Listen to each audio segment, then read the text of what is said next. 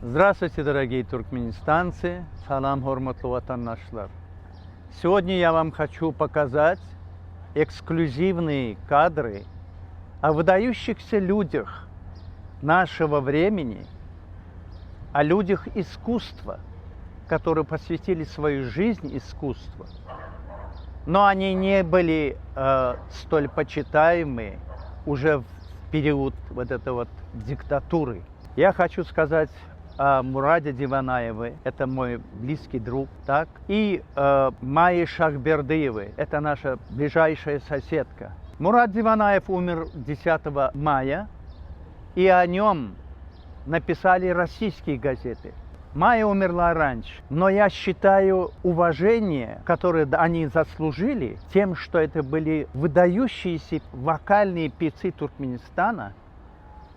Это неправильным Туркменистаном, потому что диктатура не признает людей, которые перед ними не преклоняются, которые ради них не поют. И я сейчас покажу.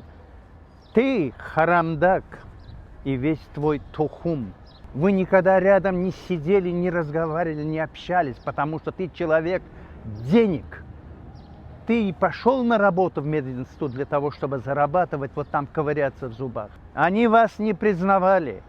Они вас знать не хотели, потому что вы же маргинальная среда, абсолютно.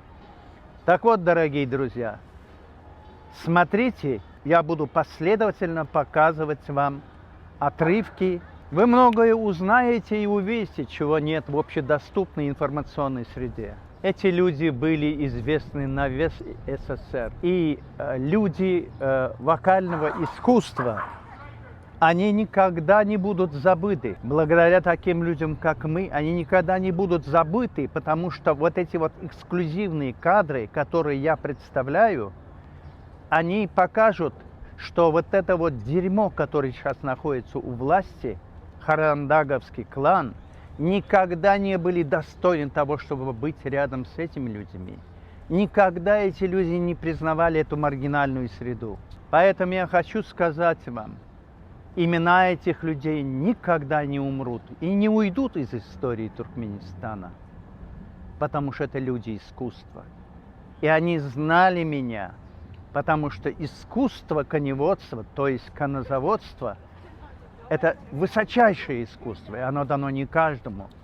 И они стремились и были рядом со мной. Мы люди одного окружения, и этих людей никогда не забудут благодаря нам, и нам подобных, этих людей никогда не забудут в истории Туркменистана, потому что народ имеет право.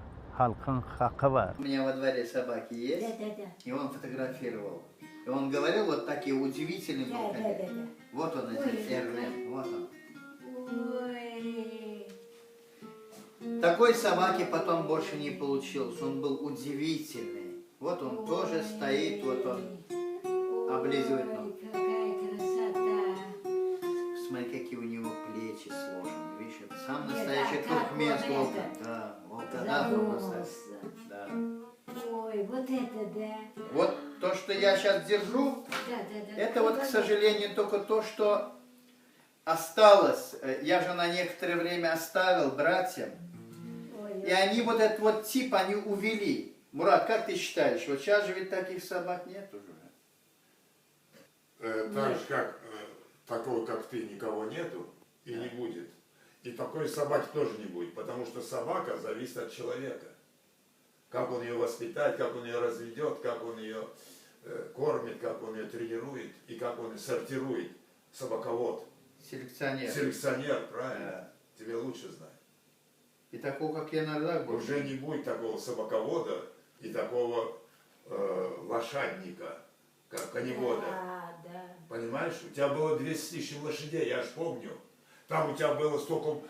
Ты коннозаводчик. Ты был богатейший человек в республике. Я не имею в виду не только материально, я имею в виду богатейший духовно. Да. И то, что ты народу сделал за это время, никто не сможет столько сделать. Это заводы делают, но ты был один. А это завод целый, там сколько работников работает. Ты один сделал для республики. Ты лошадей вывел, милый мой. Я лишь помню, каких-то лошадей вывел, которые ценились на мировом аукционе. Как ценились еще? Миллионы долларов стоили. Понимаешь? Ну все это, как говорится, в прошлом.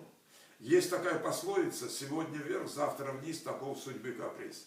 Так что это ничего. У тебя все Какие впереди. красавцы. Вот он, Эрлен.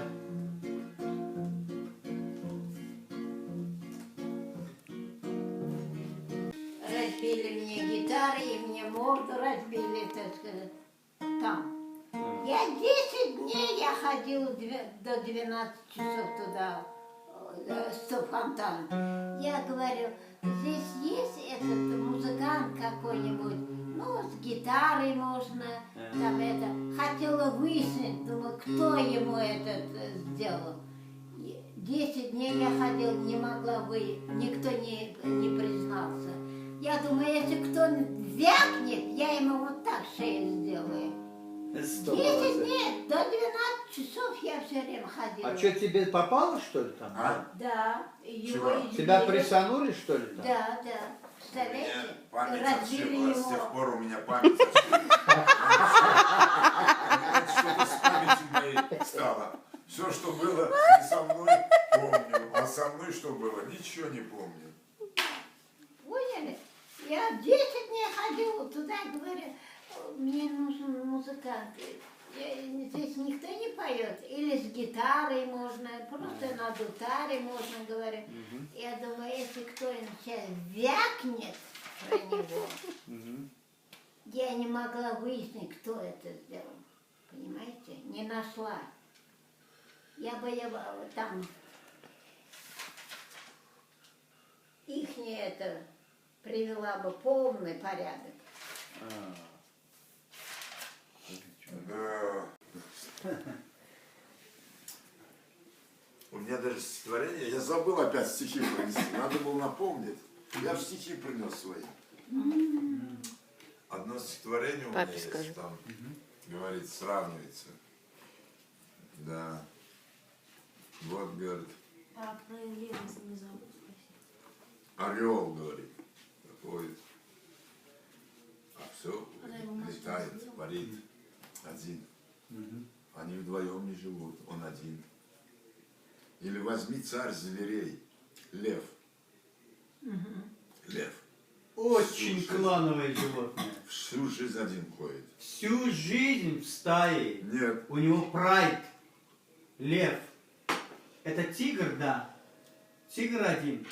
Он оплодотворил самку и Тигр. ушел. А, ну я себя путаю. Вот. А этот, как его... Бери, Маня. Бери. Бери. Давай я тебе дам чай. Чуть-чуть. Вот. Бери прям рукой, бери, Маня. Бери. Ну вот, А. когда мы думаем о том, что все-таки судьба, понимаешь, нас сделала одинокими в жизни, да? А в действительности, наше искусство уже людям принадлежит. И когда люди тебя встречают и говорят тебе приятные слова, вспоминают, вот как все тебя слушали, слушают, тогда ты становишься, наконец, оправдываешь все свои вот это. Потому что это не у каждого судьба. Сильными только могут быть одинокие люди жить. Только сильные. Понимаешь?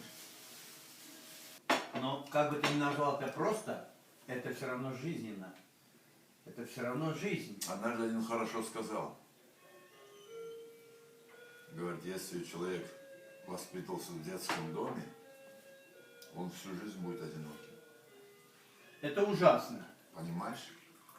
Это ужасно. Вот хорошо, когда люди нормально развиваются, понимаешь? Мама, папа, да? Да. Там все хорошо. Вот хорошо у тебя вот так вот прекрасно жизнь сложилась. Ты, во-первых, другое поколение. А ты что, тоже был в детстве? Да. Я осиротел в начале в 6 лет. Отца моего это послали в стройбат в Россию. Он там с холода замерз. потом мать погибла. Понимаешь? Мать погибла. Сколько лет тебе было? Мне 12 лет было, когда мать И погибла. ты после этого в детдом попал? Да, И где, в каком детдоме ты был? я был в нескольких детдомах. Я был в Самарканде в детдоме. Раз. Во-вторых, в Гёктепе был в детдоме. Вот в Гёктепе я в детдоме воспитывался. Ну, короткий период, 3-4 года всего. Но потом меня брат взял. А все равно, когда нет родителей, человек одинок. И таким образом, не от того, что вот физически да, отсутствует, от того, что он уже к этому состоянию одиночеству привык как к нормальному состоянию. Правильно, Майя? Вот он живет, да, и никому не нужен. Вот ты пойми, вот это одна из причин тоже одиночества.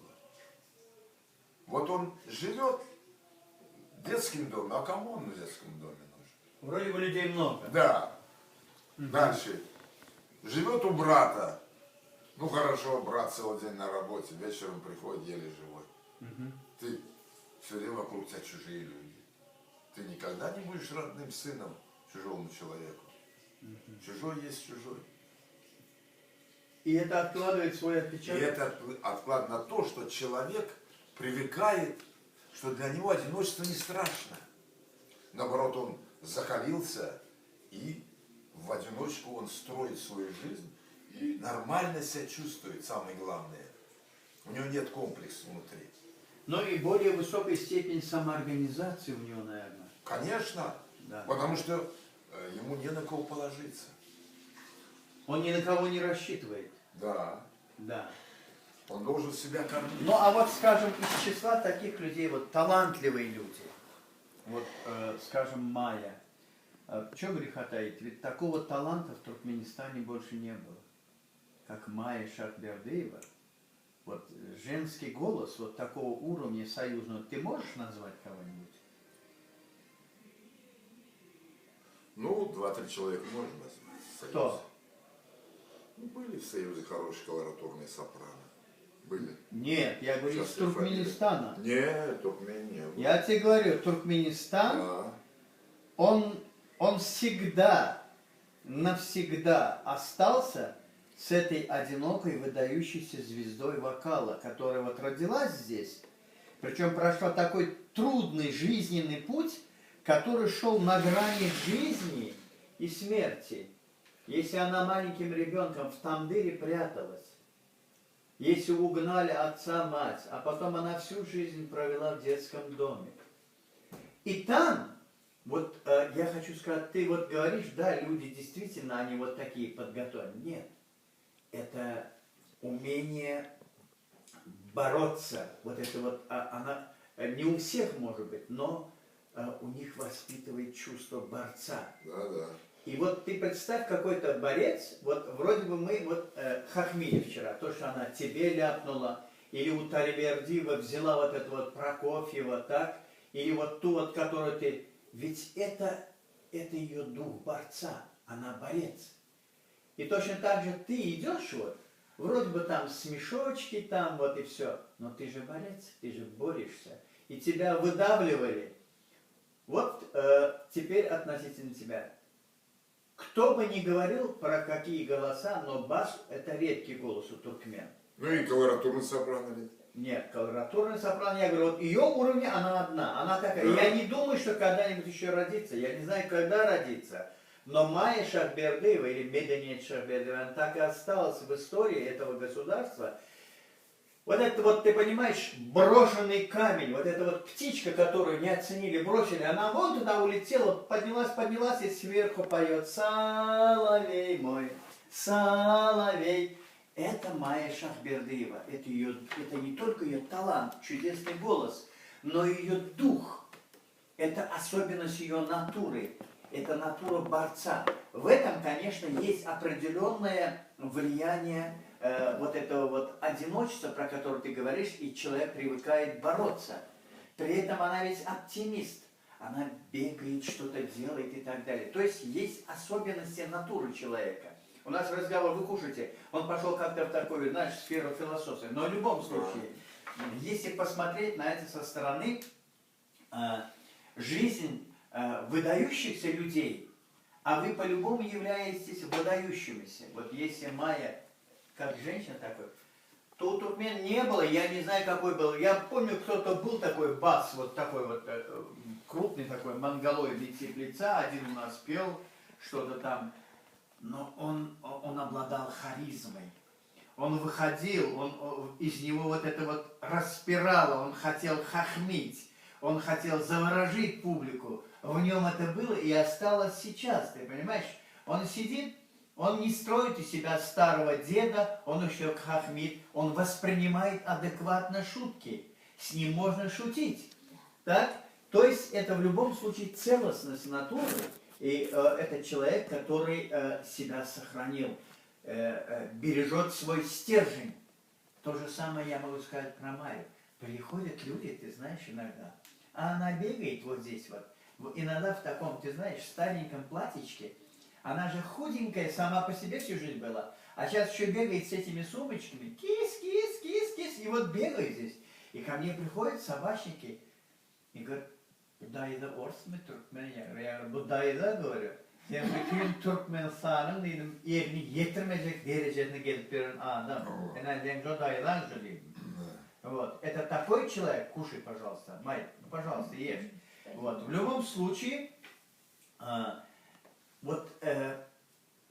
то, что ты сказал про детдом, про трудное детство, все эти термины, они как-то вошли в людей, они вошли в психику, в быт людей, но они угнетают человека. Мало того, эти термины вытесняют человека из социума. И только сильные люди не замыкаются на этих терминах и занимаются тем, что они делали. А самое главное, это не просто пение там, это умение идти по жизни, не сгибаясь. Эти люди несгибаемы.